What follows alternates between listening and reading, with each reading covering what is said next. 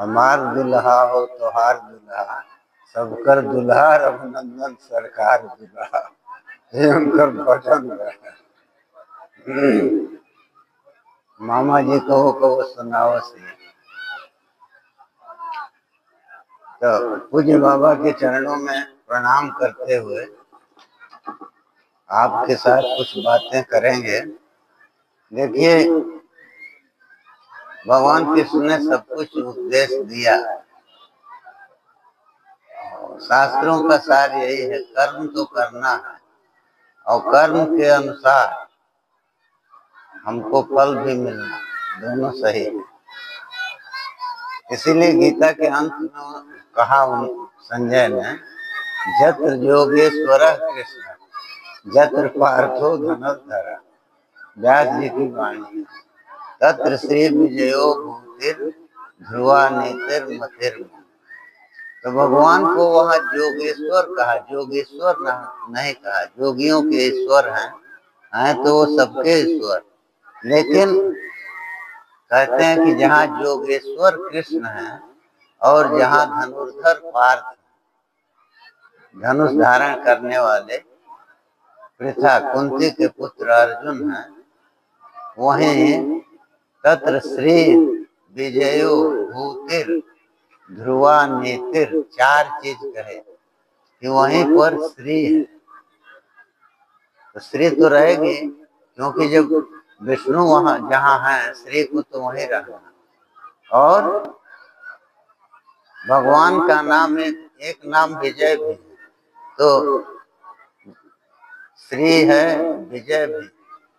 और भूति वहीं पर ऐश्वर्य है, और वहीं पर ध्रुवा नीति है।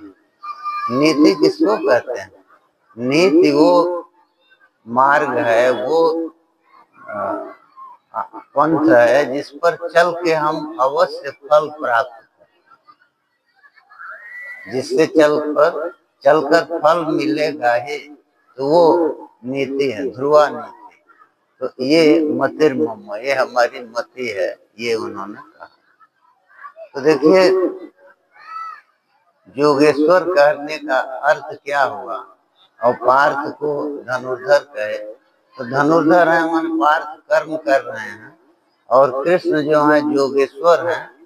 तो वो योग का मतलब वो हर उपाय जिसके द्वारा वो फल की प्राप्ति अवश्य हो, जिससे हम फल को प्राप्त कर सकेंगे। फल हमारा फल के साथ योग होगा, उस योग को, उस उपाय को वो जानते थे, इसीलिए वो योगेश्वर है।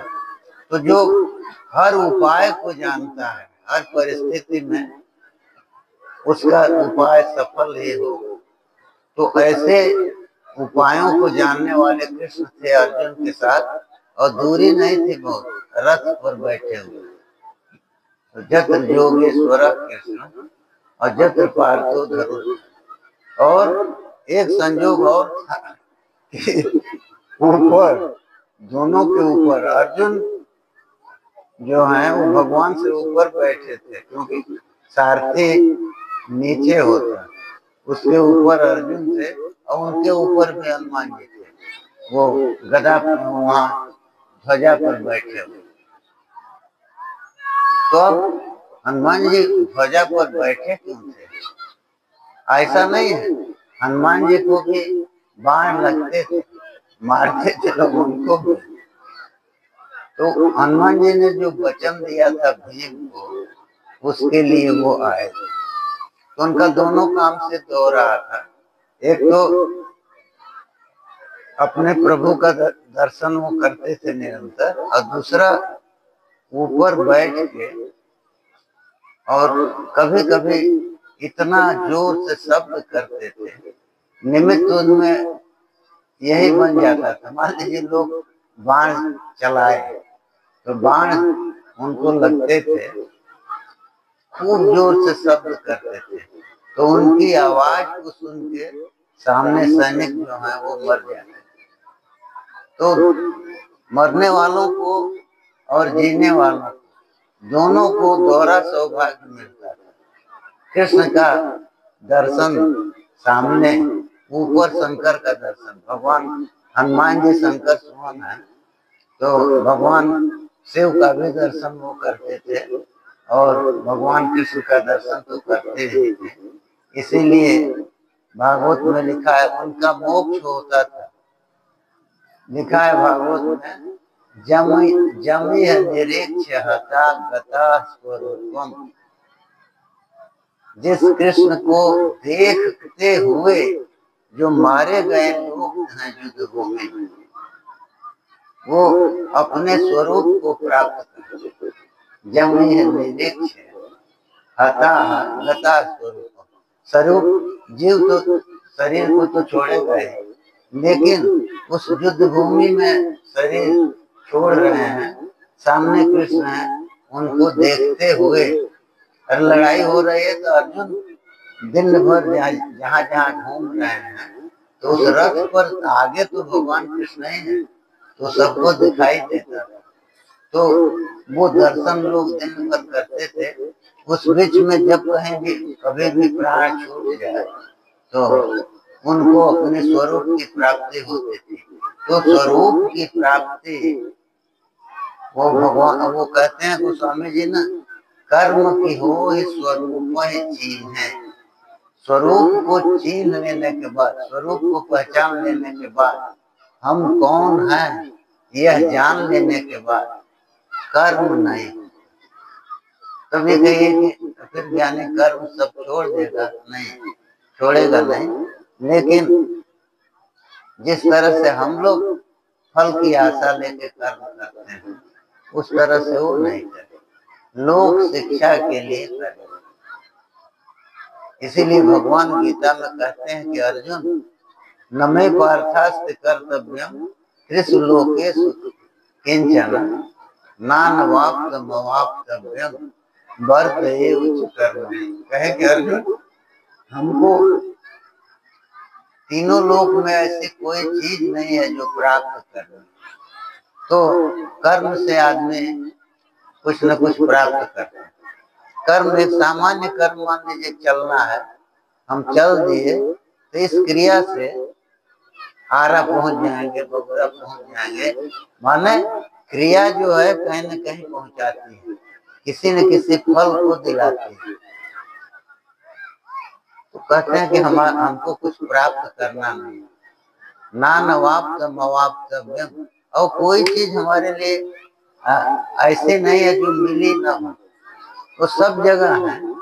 इसीलिए कहा है आप्त काम पूर्ण काम, ये दोनों विशेषण भगवान के लिए आते हैं।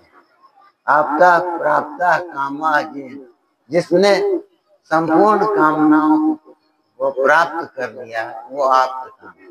तो जो आप्त काम होगा वो निष्काम हो ही जाएगा। अब जब कोई कामना नहीं रहेगी तो निष्काम है।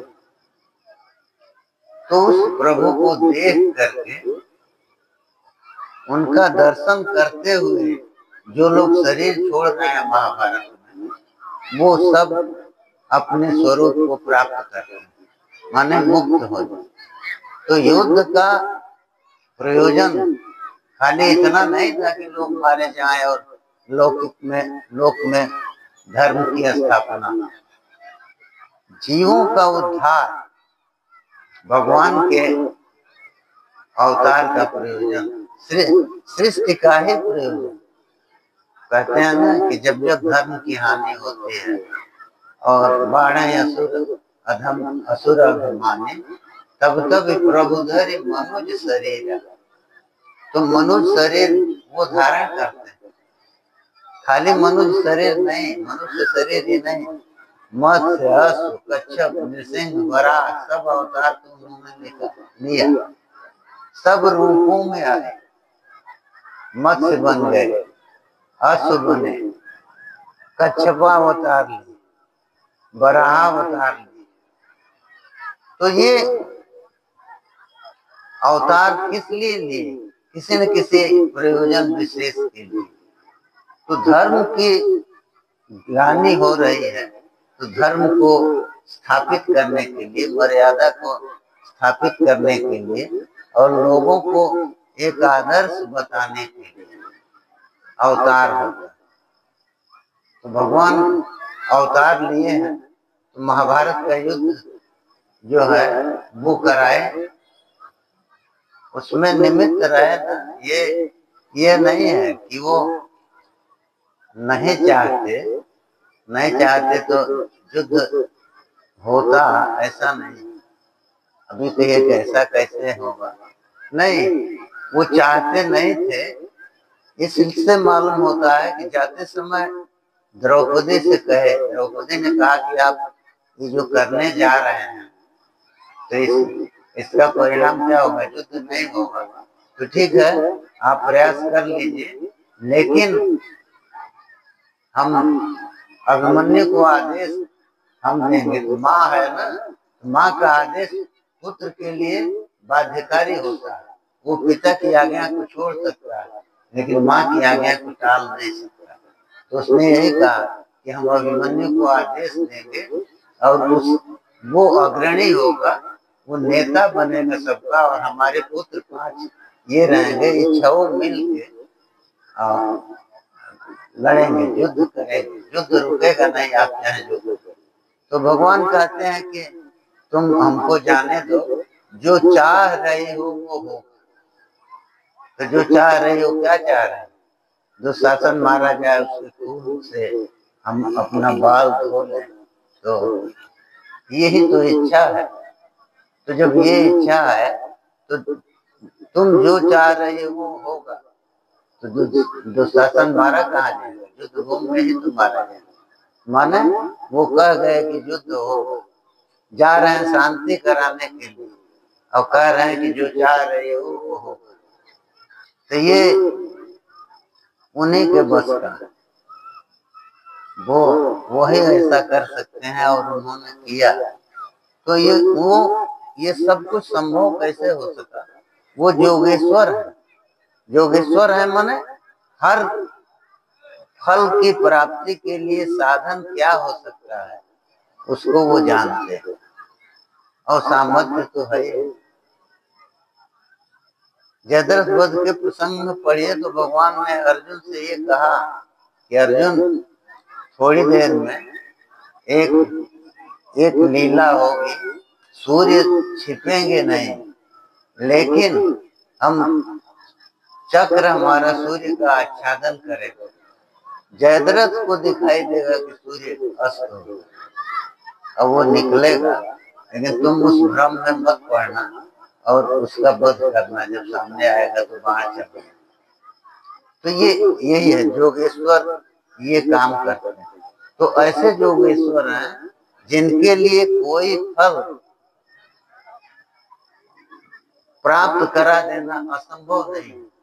अब बताइए कौन कर सकता है कि सूर्य का आच्छादन कर दिए, जयद्रथ को सूर्य दिख नहीं रहा है, अर्जुन को दिख रहा है, ये कौन सा खेल है। वो क्या, वो दूरी जो है जयद्रथ और अर्जुन के बीच की दूरी कितनी थी, 4-6 हजार किलोमीटर की थी नहीं। लेकिन वो जैसा चाहते थे वैसा उन्होंने करा दिया। सूर्य को का आच्छादन हुआ और जयद्रथ ये सोचा कि सूर्य अस्त हो गए, और वो खुशी में निकला। अर्जुन उस समय उसका वध किए। तो उस समय क्योंकि युद्ध भूमि में था और अस्त्र लिए हुए, निशस्त्र होता तो उस पर प्रहार वो नहीं करते, लेकिन उसके हाथ में अस्त्र था, उस पर प्रहार किए। तो यही है योगेश्वर की योगेश्वरता, हर उपाय को जानते थे। और अर्जुन को ये भी बताया, अर्जुन को मालूम नहीं था, ये नहीं मालूम था कि जयद्रथ का सिर जो नीचे गिरा देगा भूमि पर, उसका सिर फट जाएगा, वो मर जाएगा। भगवान कृष्ण जानते थे। तो उन्होंने अर्जुन से कहा कि अर्जुन, इसका सिर जमीन पर गिरेगा तो तुम्हारा सिर फट जाएगा, इसलिए ऐसा करो, तुम उस बाण का संधान करो जिससे इसका सिर जाए। इसके पिता तपस्या कर रहे हैं, तो उनकी गोद में जाके गिरे। तो वहां गिरेगा तो वो उठेंगे तो अब सिर जमीन पर जाएगा, उनकी गोद से जमीन पर जाएगा तो उनका वो भी मरेंगे। इस तरह से पिता पुत्र दोनों साथ ही मरे। तो वहां भगवान ने कहा है अर्जुन से, याद भी दिलाते हैं। यही देखिए जोगेश्वर की ये है जोगेश्वर। वो कहते हैं कि माने ये कोई सोच सकता है ना कि अर्जुन ये कैसे करेंगे कि यहाँ युद्ध भूमि से बाण मारे और बाण सिर लेके जाए और वहां पिता की गोद में ही गिरे। तो भगवान याद दिलाते हैं कि तीनों लोक में ऐसी कोई चीज नहीं है, ऐसा कोई काम नहीं है जो तुम अपने दिव्यास्त्रों के बल पर कर नहीं सकते। सब कुछ कर सकते हो, इसलिए ये सोच के अस्त्र का संधान करो। तो अर्जुन ने मारा है और उसे सिर कट के जाकर पिता की गोद में गिरा। तो जोगेश्वर और धनुर्धर दोनों का